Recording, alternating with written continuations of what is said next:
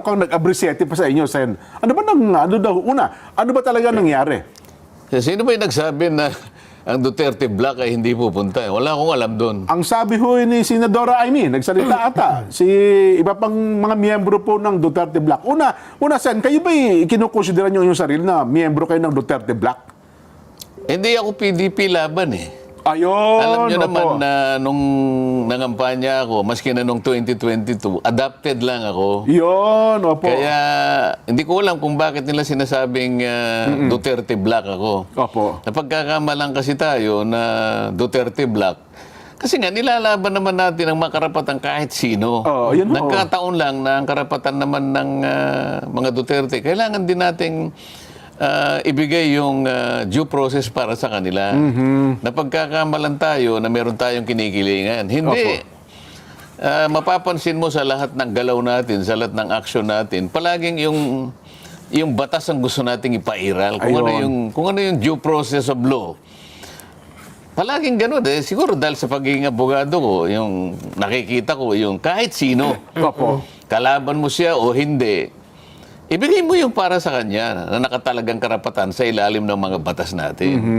Ngayon, wala namang usapan na huwag tayong pupunta. Bakit naman hindi tayo pupunta? Katungkulan namin yon. Ang totoo niyan, bago kami ma-organize, nakapagboto na kami nung umaga, bago kami nagiwahiwalay, o itutuloy natin ang ating alas 4, pero doon na tayo pumunta. Ayun. Sa Batasan Complex sapagkat para ganapin natin ang ating constitutional duty na inihalal na senador ng ating mga mamamayan, pakinggan natin ang ating Pangulo. Katungkulan namin, constitutional yun eh. Opo. Yun ang dapat na maintindihan ng ating mga kababayan. Hindi, wag po kayo makikinig kung kani-kanino Opo. na gumagawa po ng usap-usap, kaya lalo pong namamali yung iba. So tama pala yung paliwanag natin noong isang araw, Nelson. Na kasi sabi nga, Duterte Black. Sabi ko, hanggang ngayon po, hindi ko naman kinukonsidera kayo bilang Duterte Black, bagamat adapted kayo ng PDP laban. Kahit siguro palagay mong Duterte Black ako, Opo. pupunta pa rin ako kasi nagsuspindi lang kami ng aming sesyon eh. Pagkatapos naming bumoto ng speaker, ng presidente ng Senado, Opo.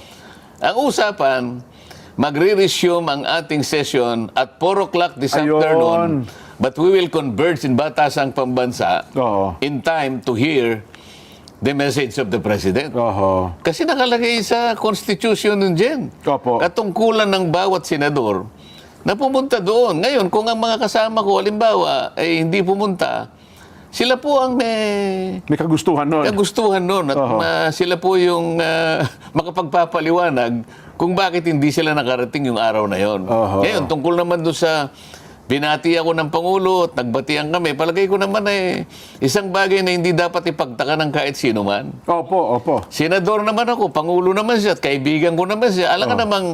Alam mo, hindi naman kami magkamayan man lang, Nelson. Opo. Lalo sigurong pagtatakan, nag-isinaban yung dalawa. Ayun ang mas malaking issue. O, di Opo. baka mamaya, lalo naman tayong...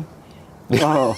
Ganun daw po yung tagpo na yun. Ano daw binulong sa inyo? Kasi pag bulong, sabay palo sa inyo. Parang sabi Nasaan ni ba Ka yun? Norbing eh. O, ipakita mo nga, direct. Kasi hindi ko pa nakita.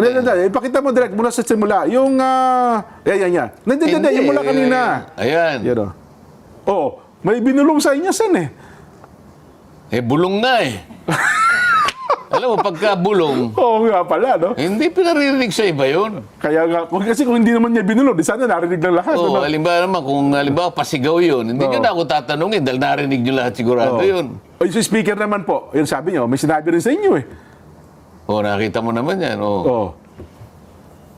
Oy, siyempre magkakilala naman kami ni Speaker, Oo di ba? nga po naman. Diba tinanong kung paano ka ba nanalo? Hindi ba sinabing, ayaw kang paniwalaan ng broadcaster na nananalo ka, parang ganun. Eh bakit naman yung... Yung iba. bali, nagyakapan din naman kami ni Speaker. Ba't hindi nyo man lang itanong, ano ba binulong sa'yo? Kasi may naunang tagpo dyan, Sen, na mayroong mga senador din na parang ayaw pansinin ng Pangulo eh. Eh bakit daw nung nauna kayo nakita nag-abrisiete pa sa inyo? Eh magkaibigan nga kami, baka hindi niya kaibigan yun. Bakit nyo, problema ko ba yun? Yun nga, no? Yun ang paliwanag ha. Naintindihan nyo na. Huwag yun ang... Bakit ba kung binanatan mo yung kaibigan mo, hindi mo na kaibigan? Kasi ako, ugali ko yun. Kahit kaibigan, pag may mali ka, Walang problema. sasabihin ko. Oh, yun ang tunay na Palagi kaibigan. ko sinasabi sa inyo yun, di ba? Maski magkakakilala ko. Oo. Pag nakita ko na maring may gusto ko sabihin sa kanya, sa halimbawa, sa katatama ng mga pangyayari, bahala siya sa buhay niya kung hindi niya ako pakinggan. At least nasabi ko sapagkat kaibigan ko siya. Yeah.